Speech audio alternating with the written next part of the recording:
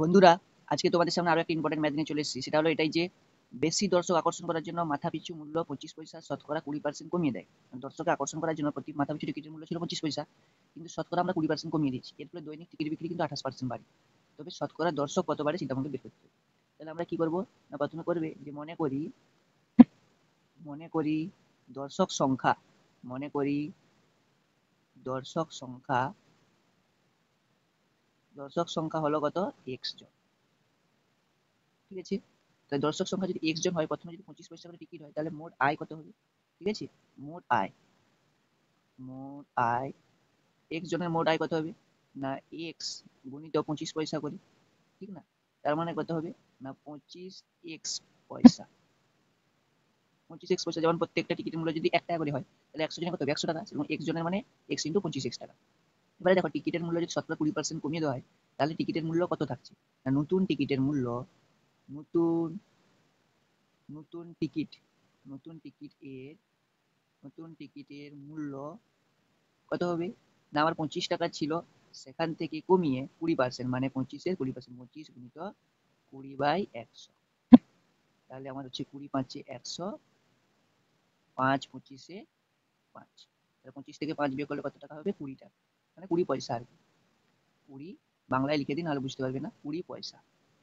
ঠিক আছে, তাহলে দর্শকের সংখ্যা হলো এক্স জন। মোট আয় প্রথমে যদি 25 পয়সা করে ছিল, মোট আয় ছিল 25 এক্স পয়সা।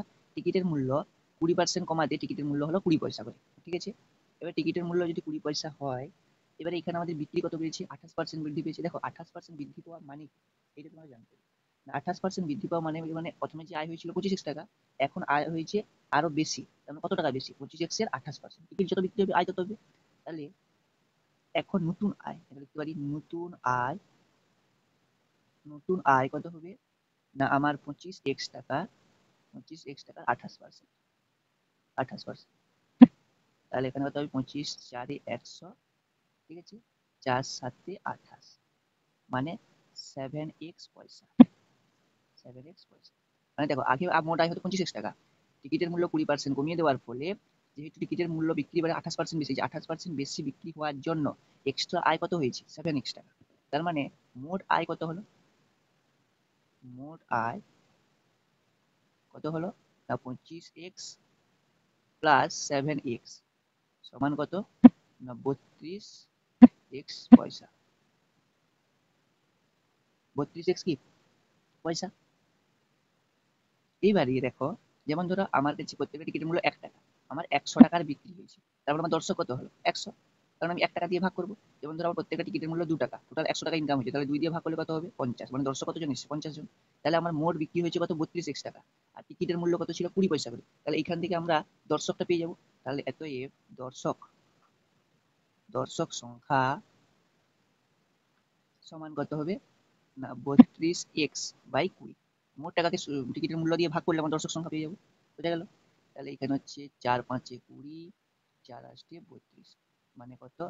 8 এক্স/5 জন। দেখো, প্রথম যখন 25 পয়সা আয় হয়েছিল, দেখো প্রথম যখন এখানে 25 পয়সা আয় হয়েছিল, তখন মোট দর্শক কত ছিল? এক্স জন।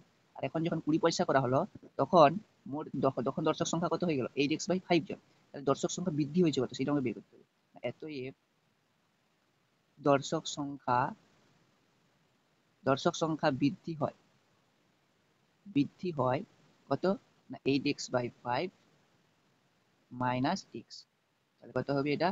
8 এক্স মাইনাস 5 এক্স/5 সমান 3 এক্স/5। তাহলে এক্স জন দর্শক ধরেছিলাম, তাতে 20% টিকিটের মূল্য কমানোর ফলে দর্শক সংখ্যা বৃদ্ধি পেল কত? 3 এক্স/5 জন। তাহলে আমাকে পার্সেন্টেজ বলেছে, 100 জন কত বের করতে হবে? তো এক্স জন, ওই কিনে বলতে হবে এক্স জনে দর্শক বৃদ্ধি 3 এক্স/5 জন। একজনে দর্শক বৃদ্ধি হবে কত? 3 এক্স/5/এক্স জন। 100 জনে দর্শক বৃদ্ধি হবে 3 এক্স/5। এই এক্সটা 1/x হয়ে যাবে, গুণিত 100/x। 5 দুগুণে 10, 0, 20 কত হয়ে যাবে? 60%। এটা হচ্ছে আমাদের অ্যান্সার, যে যদি টিকিটের মূল্য ঠিক আছে, 20% কমানো হয়, টিকিট বিক্রি 28% বৃদ্ধি পায়, তার দর্শক সংখ্যা কত বৃদ্ধি পেয়েছে? 60% বৃদ্ধি পেয়েছে। ঠিক আছে, আশা করি তোমাদের বোঝা গেল। আরো এইরকম ইম্পর্টেন্ট ম্যাথমেটিক্স এর অ্যান্সার পাওয়ার জন্য অবশ্যই আমাদের চ্যানেলটির সাথে যুক্ত থাকতে পারো। চলো আবার দেখা হবে পরের এইরকম কোনো একটা ইম্পর্টেন্ট